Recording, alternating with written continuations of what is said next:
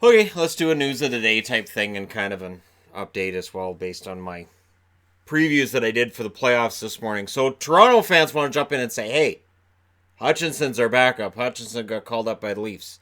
I would answer that with this. If they have to go to Hutchinson in the playoffs, they're still out in the first round.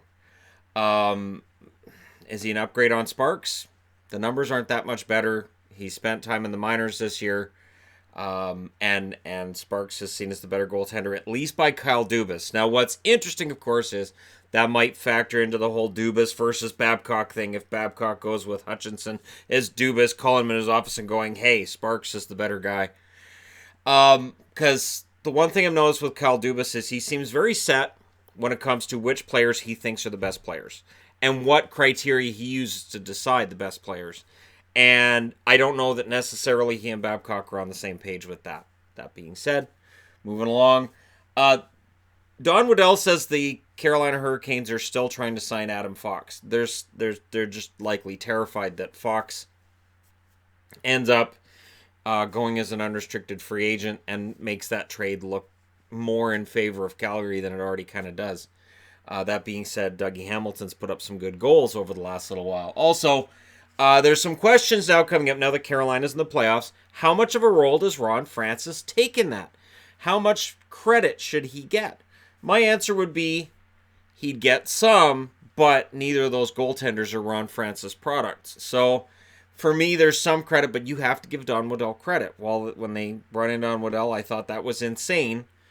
And it's only year one, so we'll see. It's when you're grading a general manager, if you're grading them every year, you're going to give yourself a nosebleed because different years cause different results. Look at Montreal, for instance. Mark Bergevin, incompetent, and then this year, hey, look, he's pretty good. So, year by year, it can be difficult, and this is why I try not to bury general managers. Even Garth Snow, who I know Islander fans couldn't stand, and I know they're in the playoffs this year without Snow, but he made some good moves as a general manager. He made some dumb moves, and he couldn't figure out the goaltending problem last year or the defensive problem.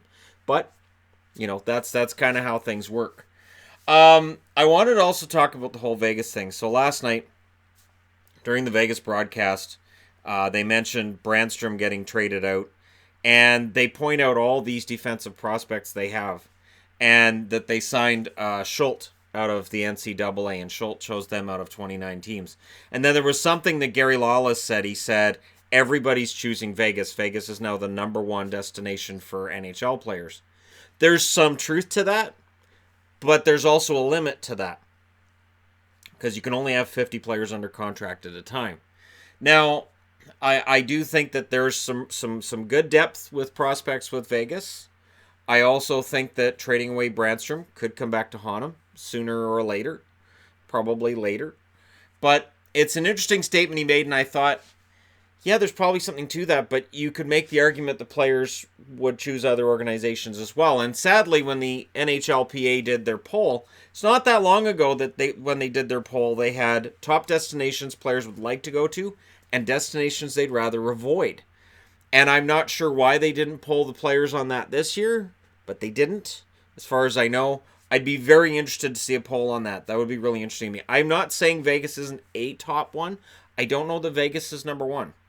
I think that they're right now with the way Toronto's been playing, I think they'd be near the top. I think Boston, Tampa would be near the top. And I think as a Canuck fan, finally, I think we're out of the bottom three.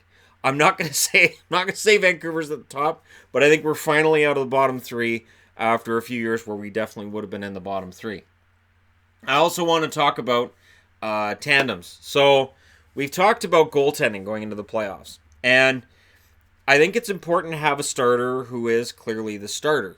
And now you can look at recent history and say, well, Pittsburgh needed to have both Fleury and Matt Murray in both their cup runs, which is true. That was due to injury, and not so much that Mike Sullivan was trading out the goalies based on who was playing well. So I have some teams here there's some question marks with. Who's Calgary's starter?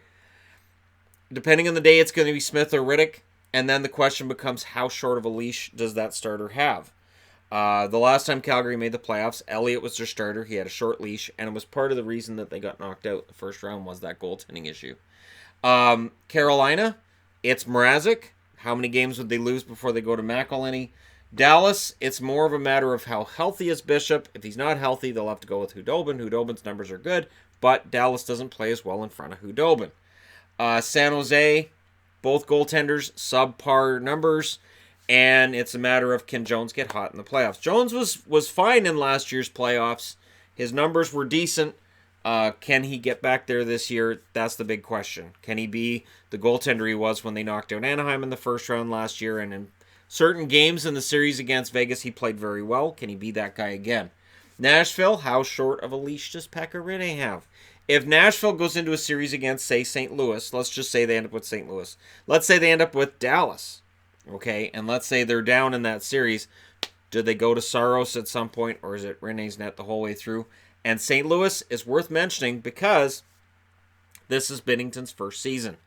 A rookie goaltender going into the playoffs is a whole other beast.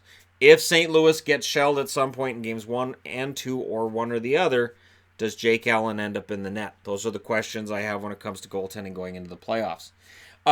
Rangers news, Glenn Sather has stepped down as president of the team, and it is worthy of note that when he was a person of importance with the Oilers, he said if I had the Rangers money, I would have no problem putting a team together. And so that gets brought up again as he steps down. That being said, I think he did a decent job with the Rangers. No, they didn't win a Stanley Cup, but they did get close. And I think Sather did pretty well. We'll see who they hire to replace him, but I think he did a pretty good job. I think Glenn Sather, if this is the end of his career in professional hockey as a management type, he did pretty well, and he's definitely Hall of Fame in that area. I still remember him chewing gum behind the bench for the Oilers in the 80s. That's my image of Sather. And when Muckler took over, it didn't look great to me. I remember Sather being out and thinking, that just doesn't... And I knew Muckler had been there for a long time, so it was just a shift sideways, but it didn't match to me. I was like, that doesn't look great. But anyways, I wanted to end off as well on the hype surrounding Quinn Hughes right now in Vancouver. And it is kind of all over... And it's fun to see. This is the first defenseman I've been excited about for the Vancouver Canucks in a very long time. I want to say Bieksa when he was a rookie, and I knew with Bieksa he had 6 points in 39 games, and I said that kid's going to be really good. And people are like, I don't know what you see in him, and I don't know what I saw in him either, to be honest, because the offense wasn't there that first year. It's just the compete level was there. With Hughes, it is he's already showing elite level passing at the NHL level. And it's going to be fun. So regardless of what happens next season, it's going to be fun to watch that. So there's a lot of hype, and he'll still be capable of winning a Calder next year. He's still technically a rookie next year due to the amount of games played this year. And we'll see how much hype there is during the summer. So there you go. There's sort of news of the day kind of stuff and talking about stuff. And no, I'm not going to redo my series preview because Michael Hutchinson might be the backup to Freddie Anderson. If Freddie Anderson doesn't win the series, if they have to go to their backups, Toronto's out. Not beating Boston with Michael Hutchinson. Anyways, let me know what you guys think in the comments section below as always. Don't forget to hit like and subscribe if you're browsing your way through. You just happened upon this video. Thank you guys so much for watching. I'll talk to you again soon.